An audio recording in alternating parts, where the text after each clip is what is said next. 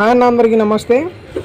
Petrol bunk బయట అయితే ఇట్లాంటి కాయిల్స్ అయితే మీ ప్లగ్ క్యాప్లు వేసుకుంటే మీకు మైలేజ్ అనేది చాలా బాగా వస్తుందని చెప్పి కొంతమంది బయట చెబుతూ ఉంటారు. ఈ కాయిల్స్ వేసుకోవడం వల్ల ఏమైందంటే ఈ యాక్టివాగా వేసారనమాట.